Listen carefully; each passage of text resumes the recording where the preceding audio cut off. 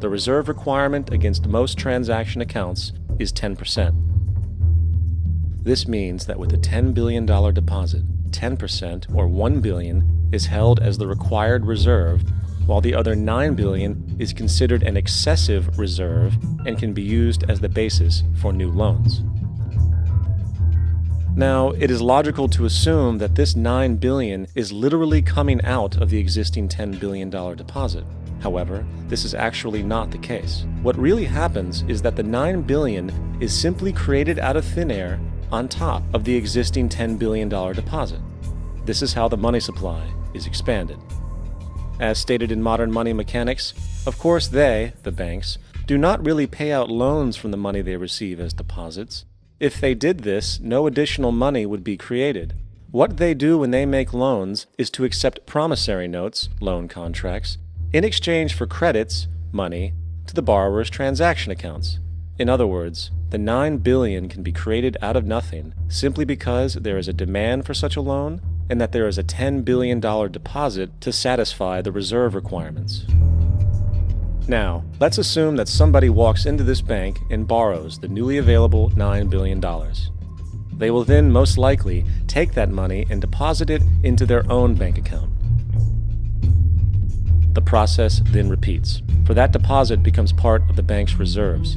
10% is isolated, and in turn 90% of the $9 billion, or $8.1 billion, is now available as newly created money for more loans.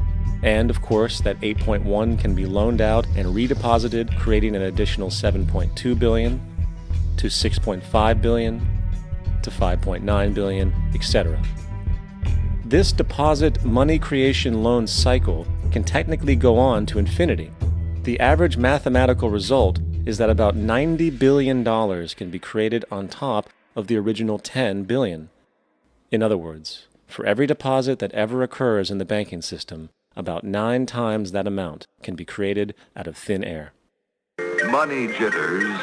Ask the obliging Bank of America for a jar of soothing instant money, M-O-N-E-Y, in the form of a convenient personal loan.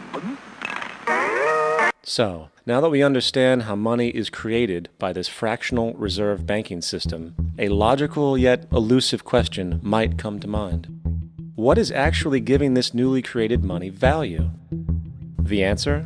The money that already exists. The new money essentially steals value from the existing money supply. For the total pool of money is being increased irrespective to demand for goods and services.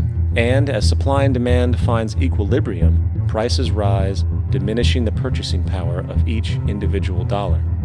This is generally referred to as inflation, and inflation is essentially a hidden tax on the public. What is the advice that you generally get? And that is inflate the currency. They don't say debase the currency. They don't say devalue the currency. They don't say cheat the people who are saved. They say lower the interest rates. The real deception is when we distort the value of money. When we create money out of thin air, we have no savings, yet there's so-called capital. So my question boils down to this: how in the world can we expect to solve the problems of inflation, that is, the increase in the supply of money, with more inflation? Of course, it can't. The fractional reserve system of monetary expansion is inherently inflationary. For the act of expanding the money supply, without there being a proportional expansion of goods and services in the economy, will always debase a currency. In fact, a quick glance at the historical values of the US dollar versus the money supply reflects this point definitively, for the inverse relationship is obvious. $1 in 1913 required $21.60 in 2007 to match value. That is a 96% devaluation since the Federal Reserve came into existence. Now, if this reality of inherent and perpetual inflation seems absurd and economically self-defeating, hold that thought, for absurdity is an understatement in regard to how our financial system really operates. For in our financial system, money is debt, and debt is money. Here is a chart of the U.S. money supply from 1950 to 2006. Here is a chart of the U.S. national debt for the same period. How interesting it is that the trends are virtually the same. For the more money there is, the more debt there is. The more debt there is, the more money there is.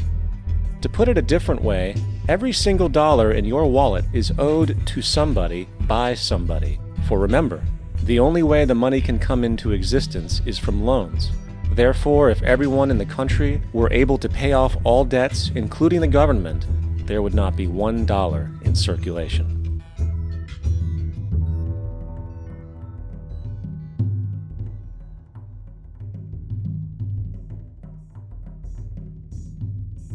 In fact, the last time in American history the national debt was completely paid off was in 1835 after President Andrew Jackson shut down the central bank that preceded the Federal Reserve. In fact, Jackson's entire political platform essentially revolved around his commitment to shut down the central bank, stating at one point, "The bold efforts the present bank has made to control the government are but premonitions of the fate that awaits the American people should they be deluded into a perpetuation of this institution or the establishment of another like it." Unfortunately, his message was short-lived, and the international bankers succeeded to install another central bank in 1913, the Federal Reserve. And as long as this institution exists, perpetual debt is guaranteed. Now, so far we have discussed the reality that money is created out of debt, through loans. These loans are based on a bank's reserves, and reserves are derived from deposits. And through this fractional reserve system, any one deposit can create 9 times its original value, in turn debasing the existing money supply, raising prices in society. And since all this money is created out of debt and circulated randomly through commerce, people become detached from their original debt, and a disequilibrium exists where people are forced to compete for labor in order to pool enough money out of the money supply to cover their costs of living. As dysfunctional and backwards as all of this might seem, there is still one thing we have omitted from this equation. And it is this element of the structure which reveals the truly fraudulent nature of the system itself: the application of interest. When the government borrows money from the Fed, or when a person borrows money from a bank, it almost always has to be paid back with accrued interest. In other words, almost every single dollar that exists must be eventually returned to a bank with interest paid as well. But if all money is borrowed from the central bank and is expanded by commercial banks through loans, only what would be referred to as the principal is being created in the money supply. So then, where is the money to cover all of the interest that is charged? Nowhere. It doesn't exist. The ramifications of this are staggering, for the amount of money owed back to the banks will always exceed the amount of money that is available in circulation. This is why inflation is a constant in the economy, for new money is always needed to help cover the perpetual deficit built into the system, caused by the need to pay the interest.